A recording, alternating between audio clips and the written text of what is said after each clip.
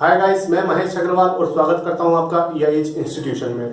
Guys, EIH institution में अभी अपन linear algebra पढ़ रहे हैं। लीनियर अलजेब्रा के साथ ही अपनी ग्रुप थ्योरी चल रही है। मैंने ग्रुप थ्योरी पर लेक्चर्स डाले हुए हैं और उनके लिए मैंने नीचे डिस्क्रिप्शन में प्लेलिस्ट का लिंक दिया हुआ है।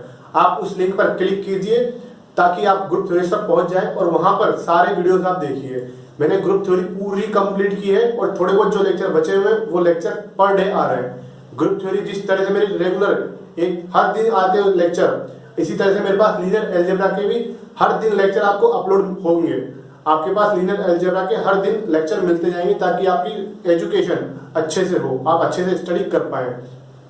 ग्रुप थ्योरी में जिस तरह से मैंने आपको हर एक चीज, छोटी से छोटी चीज समझाई है बिल्कुल डीपली, इसी तरह से लीनियर अलजेब्रा में विद प्रॉब्लम्स, हम बहुत सारे यहाँ पे प्रॉब्लम्स करने वाले, तो विद प्रॉब्लम्स आपको हर एक छोटी से छोटी चीज समझाई जाएगी। तो बढ़ते अपन लेक्चर्स की तरफ, और चैनल को सब्सक्राइब कीजिए और वीडियो को लाइक कीजिए और इसे अपने फ्रेंड्स के साथ भी शेयर कीजिए ताकि उन्हें भी इस चैनल का और इस कोर्स का बेनिफिट मिल सके। तो बढ़ते लेक्चर की तरफ।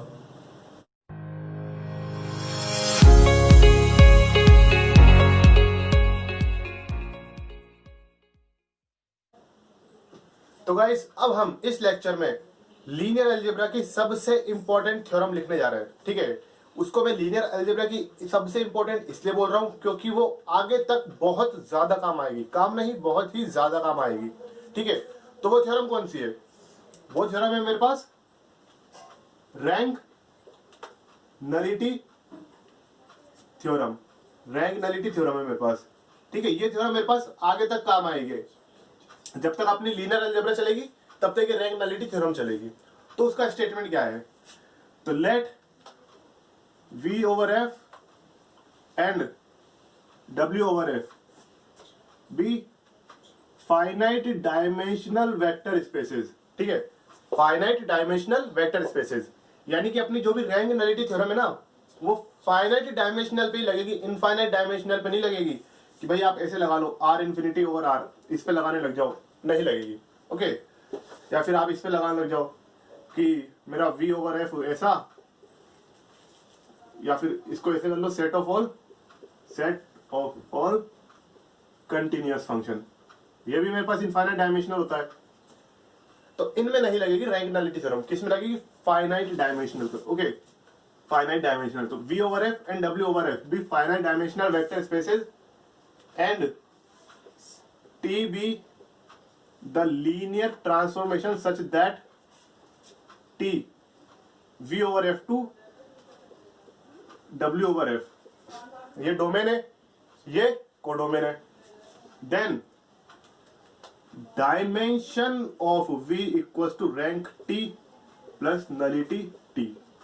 ये मेरे पास सबसे ज्यादा इंपॉर्टेंट थ्योरम है पूरी लीनियर अलजेब्रा में। सबसे ज्यादा इंपॉर्टेंट थ्योरम ये है मेरे पास।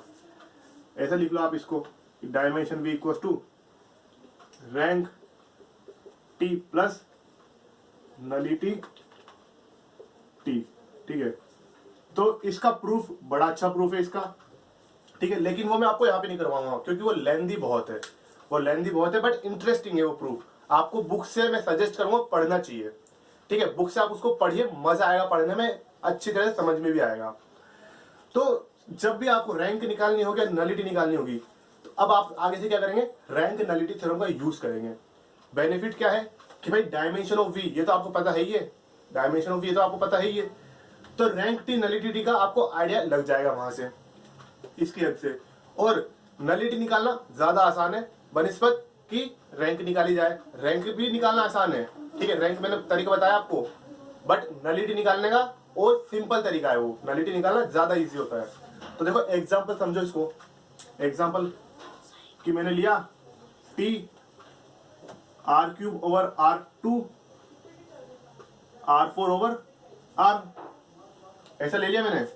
तो देखो मैंने T को डिफाइन किया। T की डेफिनेशन है मेरे पास x y z such that कि x प्लस y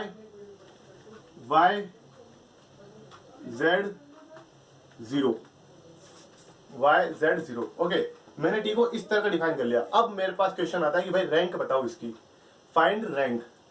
तो एक तरीका तो ये है जो सिंपल तरीका है, जो मैंने लास्ट में लेक्चर में आपको बताया था पूरा करके निकालो। एक तरीका ये है कि आप नलिटी निकालो, फिर रैंक नलिटी थ्योरम को यूज करो और इजी से आपका वो आ जाएगा रैंक ऑफ टी। ठीक है, तो मैं वही करने वाला हूं। सबसे पहले नलिटी निकालूंगा मैं। तो नलिटी मतलब लेट एक्स वाई जेड मेरा एलिमेंट है एन ऑफ टी का, नल स्पेस का मेरा एलिमेंट है। नल स्पेस की डेफिनेशन तो आपको पता होगी सही, फिर भी मैं लिख देता हूं। X element of V such that T of x equal to 0, T of x equal to 0। तो इसका मतलब क्या होगा, T of x y z equal to 0 0 0 0, क्योंकि इमेज कहां पर जा रही है मेरी, R4 में जा रही है, तो 4 टपल आएगा। X y T of x y z मेरा ये है कि x plus y y z 0 equals to मेरे पास क्या आएगा 0 0 0 0। ओके, तो अब बराबर कर लो इनको कि भाई x plus y equals to 0, okay, y equals to 0, z equals to 0 और 0 इक्वल्स टू 0। तो 0 इक्वल्स टू 0 ऑब्वियस सी कंडीशन है, z इक्वल्स टू 0 होगा। अगर x y z मेरा n ऑफ t है तो z इक्वल्स टू 0 रखो आप, y इक्वल्स टू भी 0 रखो, और जब y इक्वल्स टू 0 है तो इससे क्या आएगा x प्लस 0 इक्वल्स टू 0, यानी कि x इक्वल्स टू 0। इसका मतलब कौन लाई करेगा मेरा n ऑफ t में, n ऑफ t में मेरा सिर्फ 0 0 0 लाई करेगा, n ऑफ t में मेरा सिर्फ 0 0 0 ये लाई करेगा मेरे पास। तो इसकी डायमेंशन क्या आएगी, यानी कि नलिटी ऑफ t कितनी आएगी मेरे पास, सिर्फ ये लाई कर रहा है मेरे पास, इसका मतलब 0 स्पेस है ये, और 0 स्पेस की डायमेंशन 0, 0 स्पेस की डायमेंशन 0। तो अब इसको यूज करो कि dimension of v equals to rank t plus nullity t। Guys एक चीज ध्यान रखना, यहाँ पे जो डायमेंशन आती है ना वो डोमेन की आती है, डायमेंशन ऑफ v, ना कि कोडोमेन की। ओके, तो इससे क्या आएगा मेरे पास, डायमेंशन ऑफ v, R3 की डायमेंशन कितनी होती है 3 equals to rank t plus nullity t, 3 equals to rank t plus 0, इसका मतलब rank t equals to 3। Rank of t मेरे पास कितनी आ गई, 3 आ गई। ठीक है, इसमें आपको कोई कंफ्यूजन नहीं होना चाहिए कि भाई 0 0 कैसे आया। मैंने लास्ट लेक्चर में बताया और यहाँ भी मैं बता रहा हूँ कि भाई एक्स वाई जेड पे कंडीशन निकालो, अपन ने यही तो माना है एक्स वाई जेड। ठीक है, तो 0 0 आ गया, सिर्फ 0 आ रहा है, कोई एक्स वाई जेड की टर्म नहीं आई है, तो मतलब 0 स्पेस है ये। तो रैंक टी यहाँ पे 3 है। एक और एग्जाम्पल देखो, एक और एग्जाम्पल देख लो, आपको इससे समझ में नहीं आ रहा हो तो इसको हटाता हूँ मैं। अगला देखो मेरे पास है एग्जाम्पल, P3 ओवर R से मैंने लिया P3 ओवर R। ओके, मैंने ऐसा लिया और मैंने क्या किया कि T of Px equals to P double dash x। ये मैं लास्ट में भी करवा चुका हूँ, लास्ट लेक्चर में ये वाला एग्जांपल। ठीक है, तो अब मुझे चेक करना है कि इसके रैंक क्या है, रैंक मुझे फाइंड करनी है। तो इजी तरीका क्या है, नलिटी निकाल लो, रैंक नलिटी थ्योरम का यूज करके रैंक निकाल लो। तो देखो इसका मतलब लेट p ऑफ x मेरा n ऑफ t में होगा। ठीक है, n ऑफ t में है, इसका मतलब क्या है कि t p x मेरा क्या होगा, 0 होगा। ओके, 0 पॉलिनोमियल होगा, p3 ओवर r मतलब 0 पॉलिनोमियल। तो t p x मतलब p double dash x equal to 0। ये मेरी डिफरेंशियल इक्वेशन बन गई, जिसका आंसर क्या आता है कि px equal to c1 plus c2x, c1 plus c2x। ये तो मेरा पॉलिनोमियल आया है। ठीक है, तो इसका बेसिस क्या होगा, इसका बेसिस लास्ट लेक्चर में बताया था कि बेसिस मेरा क्या होगा इस पॉलिनोमियल का कि 1, x कि मेरे पास जो n ऑफ t है, n ऑफ t में इस टाइप का मेरे पास पॉलिनोमियल आएगा। अपना नॉर्मल पॉलिनोमियल क्या होता है, a0 a1x a2x square a3x cube, इस तरह का होता है ना p ऑफ x। ओके, तो इसमें बेसिस क्या होता है पॉलिनोमियल का, बेसिस यही तो होता है मेरे पास 1x फिर x स्क्वायर। मान लो मेरे पास इस तरह की टर्म नहीं आती तो x स्क्वायर भी नहीं आता, मेरे पास डायरेक्ट x क्यूब आता। ठीक है, ऐसे। तो यहाँ पर बेसिस 1x है। अब जब बेसिस मेरे पास 1x है, बेसिस में कितने एलिमेंट है, 2 एलिमेंट है। इसका मतलब मेरे पास नलिटी कितनी आई, नलिटी मेरे पास आई 2, नलिटी मेरे पास 2 आ गई। अब इसका यूज कर लो, डायमेंशन ऑफ v कितनी है मेरे पास, P3 है ना, तो 3 + 1 4। Pn की डायमेंशन, Pn ओवर R की डायमेंशन n+1 होती है, करवाया मैंने इसको। तो कितनी 4 equals to rank T plus nullity T. Nullity T मेरे पास कितनी है, 2 है, तो 4 माइनस 2 कितना होगा, 2। इसका मतलब रैंक ऑफ टी मेरे पास कितनी आएगी, ये भी 2 आएगी। मैच कर लो अपने लास्ट लेक्चर से, उसमें भी रैंक भी 2 थी, नलिटी भी 2 थी, ठीक है। तो रैंक के लिए अपन को अलग से निकालना पड़ा था ना, लेकिन यहाँ पे कुछ अलग से करना पड़ा अपने को, नहीं, डायरेक्ट मेरे पास रैंक नलिटी थ्योरम से रैंक भी आ गई। ओके, तो ये बेनिफिट होता है इसका कि अपना काम आधा हो जाता है, अपना काम आधा हो जाता है। अभी तो थोड़ा और आगे चलेंगे ना अपन लीनियर अलजेब्रा में, तो काम इसका भी आधा हो जाएगा, काम थोड़ा इसका भी आधा हो जाएगा, लेकिन ये बहुत ही ज्यादा इंपॉर्टेंट है, बहुत ही बेनिफिशियल थ्योरम है। ओके, तो रैंक नलिटी थ्योरम ये है। तो अब आगे बढ़ते हैं अपन, आगे देखते कुछ, तो इसी के बेस पर अपन कुछ थ्योरम लिखेंगे, उनके स्टेटमेंट और उनका थोड़ा प्रूफ देखेंगे। ओके, तो सबसे पहला ये जनरल है, नॉर्मल है, नोट लगा के लिख लो पहले इसको। इफ W अपन ने वहां ले लिया ना, मान लो इफ K से डिनोट कर रहा हूं मैं, if K is subspace of V over F, domain का सब स्पेस है K, then T of K is subspace of W over F। ठीक है, इसको मैं आपको डायग्राम से बता देता हूं कि ये तो मेरा V है, ये मेरा W है, सब स्पेस मेरे पास कुछ इस टाइप का होगा K।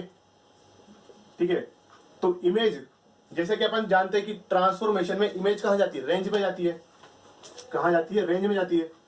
तो मेरे पास मैक्सिमम क्या हो सकता है, इसका प्रूफ है, प्रूफ मैं नहीं करवा रहा हूं, कॉमन सेंस से आप करने की कोशिश करो। जिस तरह से मैंने रैंक और नलिटी, रेंज और नलिटी का मैंने प्रूफ करवाया ना कि भाई वो सब स्पेसेस होते हैं, सेम उसी तरह से इसका भी होगा। बस मैं इसको आपको डायग्राम से बता रहा हूं, आप इसको भी प्रूफ करेंगे।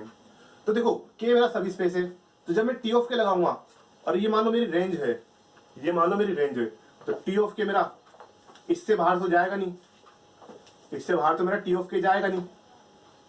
अब रेंज खुद मेरा सब स्पेस है डब्ल्यू का। ओके, और मान लो रेंज में भी कोई मेरे पास इस तरह का छोटा सा पार्ट है जिसमें ये तो मेरे पास पूरी रेंज है। ओके, और रेंज में भी ये छोटा सा पार्ट है जिसमें ये लाई कर रहे हैं, ऐसा मान लो। तो ये छोटा सा पार्ट मेरा रेंज का भी सब स्पेस होगा और डब्ल्यू का ग्रेट सब स्पेस होगा। ओके, सब स्पेस बोलो ना बोलो, सब स्पेस बोल दो डायरेक्ट। तो टी ऑफ के मेरा क्या होगा, डब्ल्यू ओवर एफ का सब स्पेस होगा। इसी तरह अगर मैं अगला लिखूं, तो if M is subspace of W over F, then T inverse M is subspace of V over F। तो अभी मैं इधर से इधर चला था, अब इधर से इधर मान लो, सेम एक्सप्लेनेशन है। ओके, सेम एक्सप्लेनेशन है। तो अब देखो, अब मैं यहाँ पे कुछ एक दो डेफिनेशंस लिखता हूँ, फिर उसके बाद अपन कुछ थ्योरम्स पे चलेंगे। ओके, तो रैंक नलिटी थ्योरम को मैं ऊपर लिख देता हूँ, डायरेक्ट इसका स्टेटमेंट। तो रैंक नलिटी थ्योरम को आपको हमेशा याद रखना है गाइस। ओके, तो मैं इसको इधर लिख देता हूँ कि dimension of V equal to rank T plus nullity T। Okay, nullity को अपन कर्नल भी बोलते हैं, कर टी, नल स्पेस को। ओके, कर्नल ऑफ टी, ये मेरा नल स्पेस ही। ओके, अगर आपके पास कहीं भी आ जाए कर्नल तो उससे घबराइएगा मत, टेंशन नहीं लेनी चाहिए अपने को। और अगर मेरे पास ये रेंज स्पेस है ना, रेंज, तो उसको मैं इमेज भी बोलता हूं, इमेज सेट। अगर आपसे कोई बोले ना रैंक, अगर आपसे कोई बोल दे रैंक क्या है, अगर इसके बदले में वो बोले कि डायमेंशन ऑफ इमेज टी, तो सेम है। ओके, सेम चीज है। तो अब मैं आपके पास कुछ एक दो डेफिनेशन लिखता हूं मैं। देखो, सबसे पहला कि मेरे पास singular transformation. Okay, singular transformation तो क्या होती है? तो देखो, मेरे पास कर्नल एफ, कर्नल बोल दो, कर्नल ऑफ टी। ओके, या फिर नल स्पेस ऑफ टी। इसमें किस तरह का एलिमेंट आता है मेरे पास, x element of v such that t of x equal to 0, t of x equal to 0, इस तरह का मेरे पास एलिमेंट आता है। ओके, तो इसमें कुछ ऐसा ही करेंगे अपन, singular transformation, let t from v over f to v over f to w over f। Okay, v over f to w over f, and both v and w are finite dimensional vector spaces. दोनों क्या है मेरे पास, finite dimensional है। Then t is said to be singular transformation if and only if kernel बोल दो, colonel t या फिर नल स्पेस ऑफ t मेरे पास क्या हो, नॉट इक्वल टू 0 हो, यानी कि इसमें 0 से ज्यादा एलिमेंट हो, 0 के अलावा भी एलिमेंट हो इसमें, ठीक है, तो मेरे पास ये सिंगुलर ट्रांसफॉर्मेशन होगी। इसी तरह अगर मेरे पास, मैं इसको थोड़ा नीचे, अभी मुझे कुछ और भी लिखना है तो इसमें जगह छोड़ता हूं, non singular transformation, non singular transformation किसे कहते हैं, तो यहां पर क्या था कि नल स्पेस ऑफ टी में सिर्फ 0 नहीं होना चाहिए, 0 के अलावा भी एलिमेंट होने चाहिए, तब वो मेरी सिंगुलर ट्रांसफॉर्मेशन कहलाएगी। ओके, बट यहां पर नॉन सिंगुलर में नल स्पेस ऑफ टी में 0 के अलावा कुछ भी नहीं होना चाहिए, 0 के अलावा कुछ भी नहीं होना चाहिए। इसको आप ऐसा लिख सकते हो, इसका मतलब यह है कि nullity of T greater than equal to 1 होनी चाहिए, nullity T greater than equal to 1 होनी चाहिए। ओके, तो नॉन सिंगुलर ट्रांसफॉर्मेशन मतलब कि लेट टी मेरा, मैं ऊपर वाला सेम चीज लिखूंगा, okay, w over f and both v and w are finite dimensional vector spaces, then t is said to be non singular, है ना, non singular transformation if and only if colonel of T या फिर इसको nullity of null of T बोल दो, equal to मेरे पास सिर्फ और सिर्फ 0 हो। क्या कि मेरे पास अगर कर्नल में सिर्फ 0 आया ना, सिर्फ 0 का मतलब 0 element of the w over f, 0 element of the w over f। Okay, 0 element of the w over f, तो sorry 0 element of v over f, क्योंकि नल स्पेस ऑफ टी में कौन से एलिमेंट आते हैं, नल स्पेस ऑफ टी में x element of v आते हैं such that t of x equal to 0। तो ये मेरे पास मतलब x आ रहा है जो कि v का एलिमेंट है, तो v का अगर सिर्फ 0 हुआ ना नल स्पेस ऑफ टी में, तो मेरे पास ट्रांसफॉर्मेशन क्या कहलाएगी, सिंगुलर नहीं नॉन सिंगुलर ट्रांसफॉर्मेशन कहलाएगी। कौन सी, नॉन सिंगुलर ट्रांसफॉर्मेशन कहलाएगी। दैट इज नलिटी टी मेरे पास 0 होनी चाहिए सिर्फ, कि अगर मेरे पास नलिटी टी 0 है, यानी कि मेरा नल स्पेस सिर्फ 0 स्पेस है, तो मेरे पास वो ट्रांसफॉर्मेशन क्या कहलाएगी, नॉन सिंगुलर ट्रांसफॉर्मेशन कहलाएगी। अगर नल स्पेस मेरा 0 नहीं है, 0 से ज्यादा है, तो वो मेरी सिंगुलर ट्रांसफॉर्मेशन कहलाएगी। ओके, इतनी सी डेफिनेशन है। किस पर बेस्ड है, नल स्पेस पर। नल स्पेस अगर 0 स्पेस हुआ तो नॉन सिंगुलर, नल स्पेस अगर 0 स्पेस के अलावा कुछ और भी हुआ, या फिर इसको ऐसा बोल दो कि अदरवाइज सिंगुलर ट्रांसफॉर्मेशन, 0 स्पेस पे singular, otherwise non singular. Okay, example से समझते हैं अपन इसको एग्जांपल से समझते हैं। लास्ट अभी अपन ने एग्जांपल क्या था कि T R3 over R2 R4 over R क्या था ना, कौन सा, T of x y z equal to x plus y y z 0। ये क्या था, इसमें नल स्पेस ऑफ टी में कौन कौन आया था, सिर्फ ये आया था मेरे पास 0 0 0 0 0 0 आया था मेरे पास। अगर भरोसा नहीं हो तो देख लो एक बार, यहाँ पे वापस कर लेते हैं कि भाई T of x y z मेरे पास 0 0 होना चाहिए ना, T of x y z मेरा 0 0 0 के इक्वल होना चाहिए। ओके, तो 0 equal to 0, z equal to 0, y equal to 0, y 0 है तो एक्स भी 0। तो इसमें ये आया, नल स्पेस में सिर्फ 0 आ रहा है, 0 के अलावा और कुछ नहीं आ रहा। मेरे पास कोई इस तरह की टर्म नहीं बन रही, 0 0 जेड 0, इस तरह की कोई टर्म नहीं बन रही है, सभी 0 है मेरे पास। ओके, सभी मेरे पास 0 है। तो यहाँ पे क्या हुई, नलिटी कितनी है, नलिटी 0 है।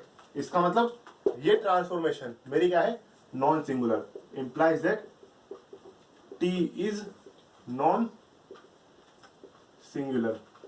टी क्या है मेरे पास, नॉन सिंगुलर। ओके, एक और एग्जांपल देखो, एक एग्जांपल देखो क्या है कि T P3 over R2, P3 over R क्या था भी अपन ने, such that T of PX equal to P double dash X। Okay, तो इसमें मेरे पास नल स्पेस ऑफ T का बेसिस क्या आया था, 1, X। ओके, यानी कि नलिटी ऑफ T कितनी आई थी मेरे पास, 2 आई थी, जो कि क्या है, ग्रेटर देन 0 है ना, ग्रेटर देन 0 है। या फिर इसको ऐसे बोल दो कि ये 2 है ना, तो ग्रेटर देन इक्वल टू 1 है। तो ये ऐसा है, इसका मतलब कि मेरी T क्या है, सिंगुलर ट्रांसफॉर्मेशन है। क्या है मेरी T, सिंगुलर ट्रांसफॉर्मेशन। ओके, तो इस तरह से आपको चेक करना है। ये दो तो मैंने रिपीट इसलिए किए ताकि आपको चेक करवा सकूं, कंफर्म करवा सकूं कि अपन जो कर रहे हैं सही कर रहे हैं। आप इसमें मैट्रिक्स वाले एग्जांपल लेके देखो, ठीक है, फंक्शंस वाले एग्जांपल लेके देखो, तो उनमें आप काम करो, सेम रिजल्ट निकलेगा अपना कि सिंगुलर कब बोलेंगे अपन, नॉन सिंगुलर कब बोलेंगे। ओके, तो मैं एक थ्योरम लिखता हूं जो कि बहुत ही ज्यादा इंपॉर्टेंट थ्योरम है लीनियर ट्रांसफॉर्मेशन और लीनियर अलजेब्रा में, और उसको अपन इसी से करने की कोशिश करेंगे। ठीक है, उसको अपन इसी से करने की कोशिश करेंगे। तो 1-1 मैपिंग तो आपको पता है ना, 1-1 मैपिंग क्या होती है कि भाई f मेरा मान लो s टू s डैश है, ठीक है, तो fx इक्वल टू fy, अगर मेरे पास ऐसा आ जाए कि x इक्वल टू y, तो मेरे पास क्या होती है, 1-1 मैपिंग होती है। ओके, तो मैं 1-1 मैपिंग के लिए यानी कि 1-1 ट्रांसफॉर्मेशन के लिए कुछ लिखने वाला हूं यहां पर। तो देखो क्या है theorem, let t v over f2 w over f be any transformation, okay, be any transformation, then t is 1 if and only if, both side है ये, if and only if colonel ऑफ t बोल दो या नल space of t बोल दो, मेरे पास क्या हो, वो 0 स्पेस हो, क्या हो, वो 0 स्पेस हो।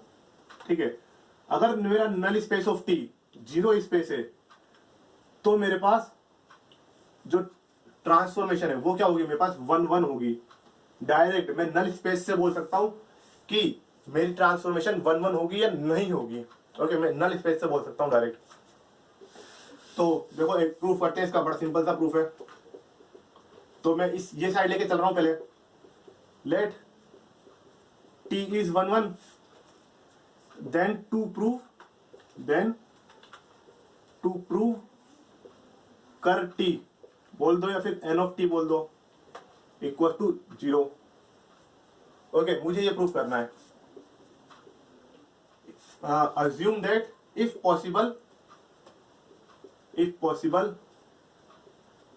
assume that v मेरा एलिमेंट ऑफ, ये स्मॉल v मान लो, element of n of t such that v मेरे पास नॉन जीरो है।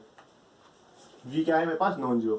तो अपने को तो प्रूफ करना है कि ये कर्नल t में सिर्फ 0 आ रहा है, अपने को ये प्रूफ करना है। लेकिन मैंने मान लिया कि मेरे पास कोई एक v ऐसा लाइक कर रहा है जो नॉन जीरो है। तो अगर मैं v को 0 प्रूफ कर दूंगा, v को अगर मैं 0 प्रूफ कर दूंगा तो मेरा स्टेटमेंट प्रूव हो जाएगा।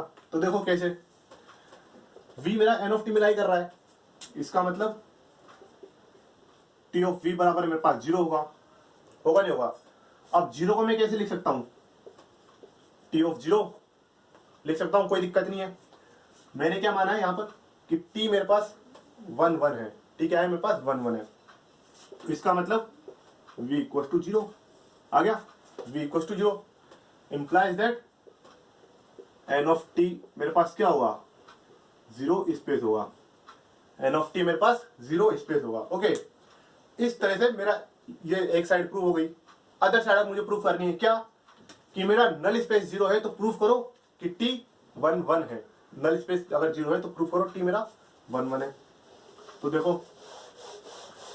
तो other side let n of T, let n of T मेरे पास क्या है, सिर्फ 0 यानी कि 0 स्पेस है।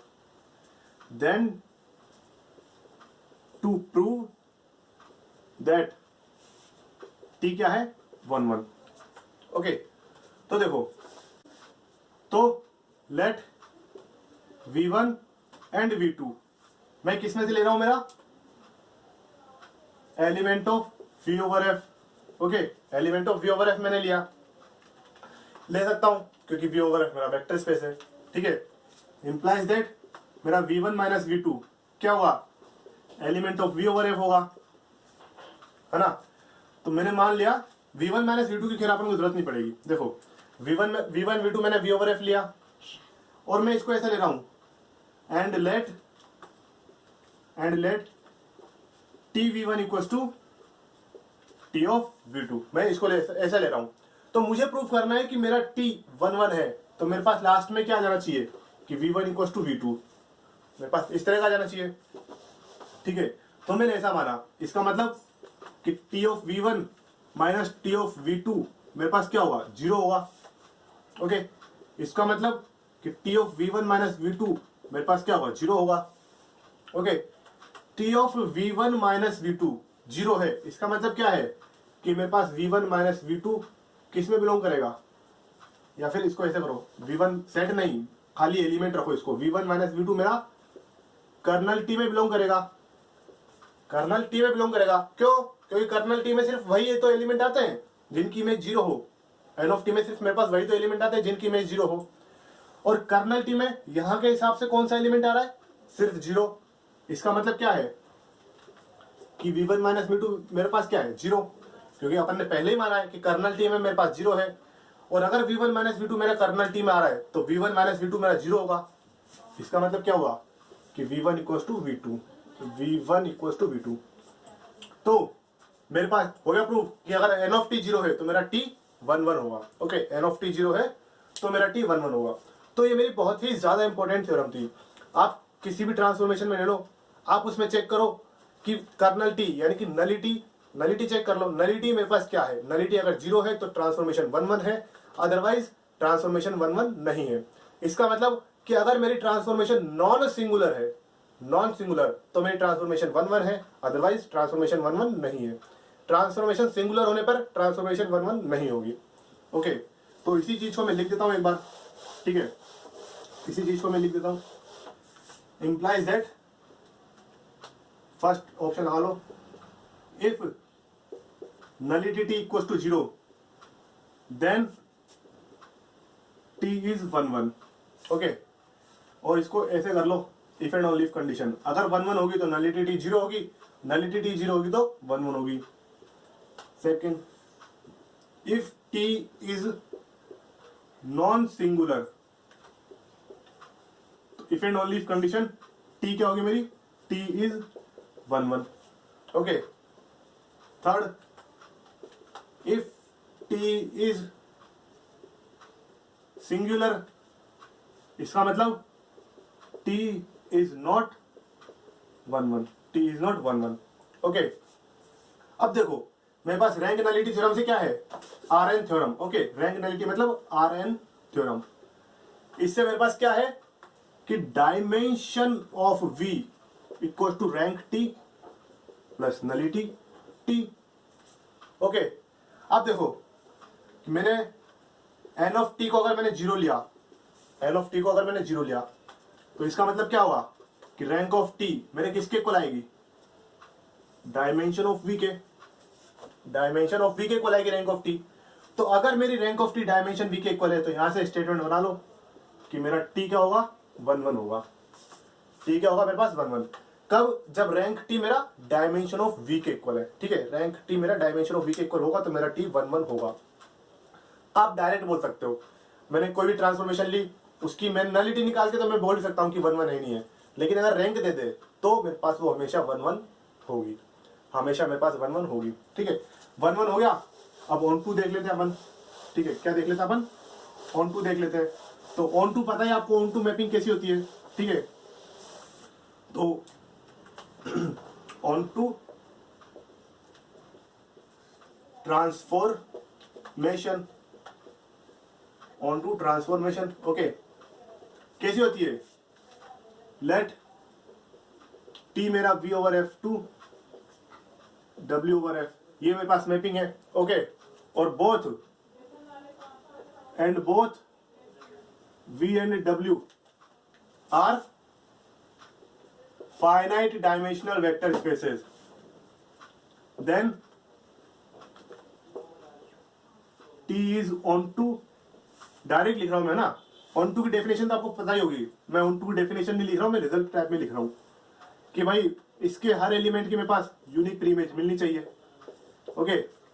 कोडोमेन के हर एलिमेंट की मेरे पास प्री इमेज मिलनी चाहिए, तो ऑन टू की डेफिनेशन वो है ऑन टू मैपिंग, तो वो तो आपको पता है, मैं डायरेक्ट ऑन टू के लिए रिजल्ट लिख रहा हूं, okay. Then T is onto if and only if मेरा मेरा रैंक टी, वहां पर मैंने क्या लिखा था, रैंक टी मेरा डायमेंशन वी के इक्वल हो, कब, 1 1 में।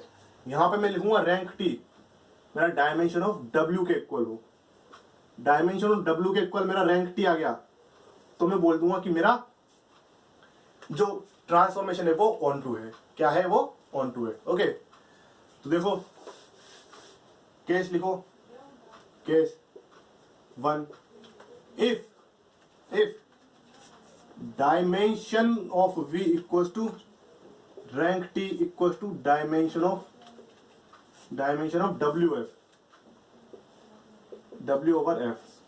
तो देखो क्या होगा मेरे पास, डायमेंशन v रैंक t के इक्वल है, इसका मतलब t क्या है मेरे पास, 1 1 है, ओके। और रैंक t मेरा डायमेंशन w के इक्वल है, इसका मतलब क्या है, इंप्लाइज दैट t क्या है मेरे पास, ऑन टू है, टी क्या है मेरे पास, ऑन टू है।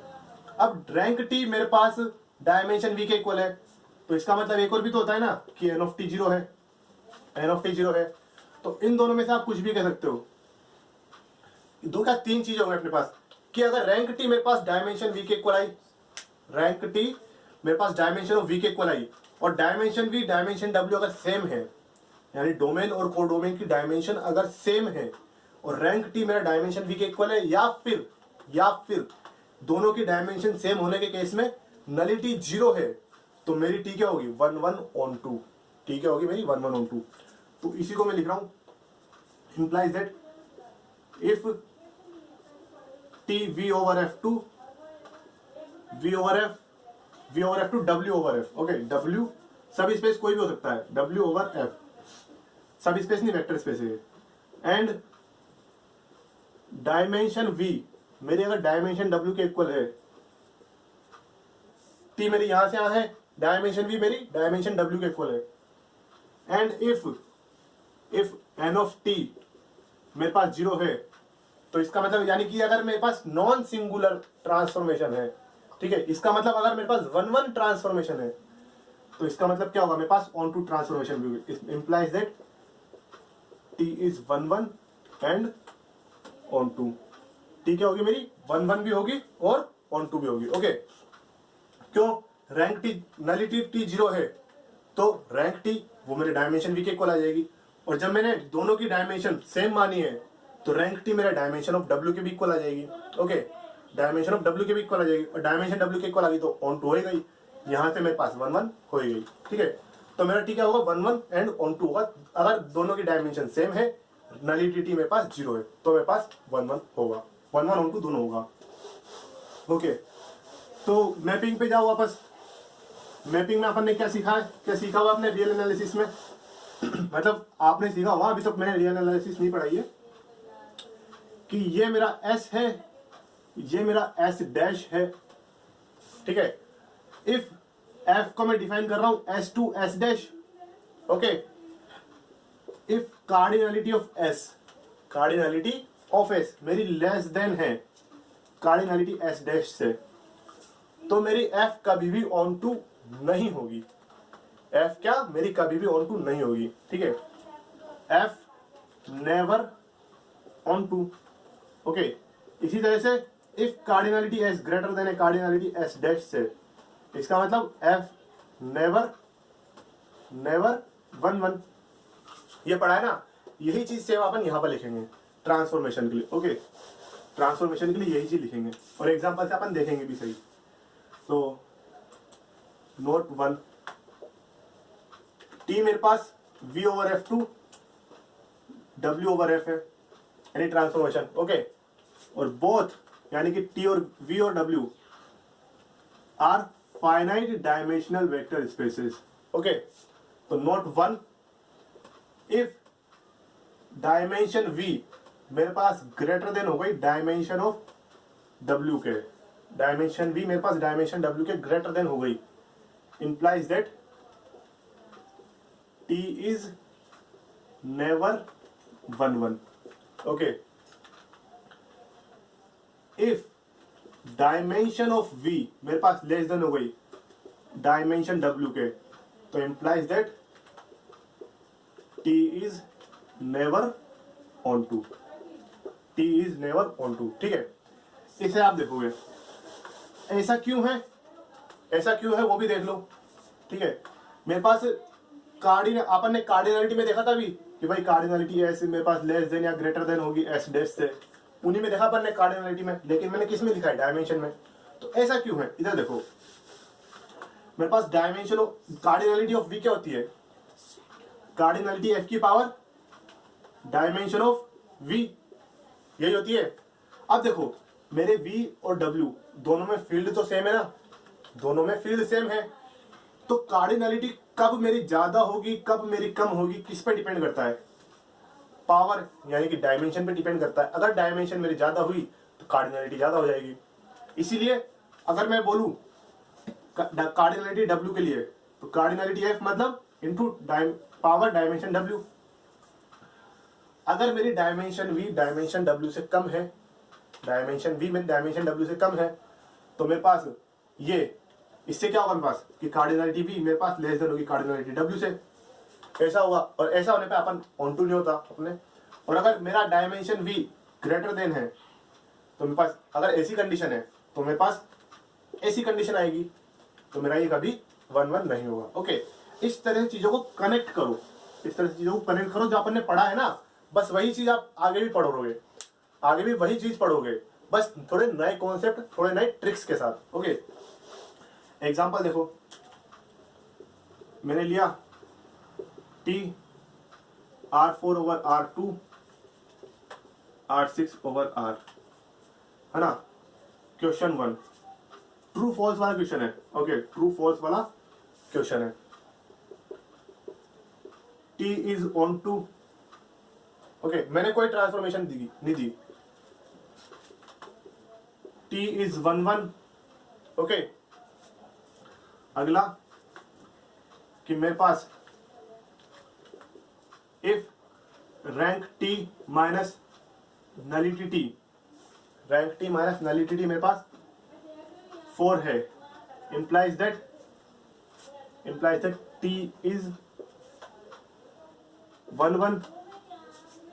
ओके, और एक और डी ऑप्शन ले लो, if rank t plus nullity t मेरे पास 4 है, implies that t is 1 1।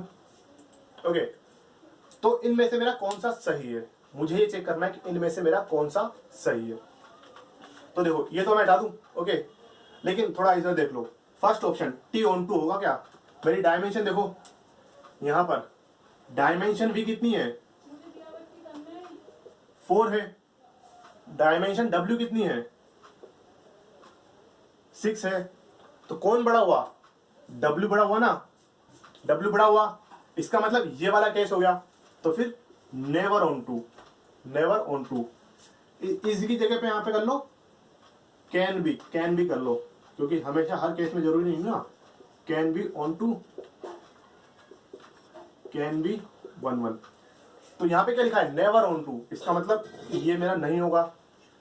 Can भी हो सकता नहीं हो सकता, मेरे पास डायमेंशन w मेरे पास ज्यादा आ रही है, यानी कि डायमेंशन v मेरे पास इस तरह के केस बन रहा है। ऑन टू तो नहीं है लेकिन 1 1 तो हो सकता है ना, 1 1 तो मेरा हो ही सकता है। क्यों? क्योंकि 1 1 होने के लिए क्या जरूरी है कि नलिटी जीरो, नलिटी जीरो।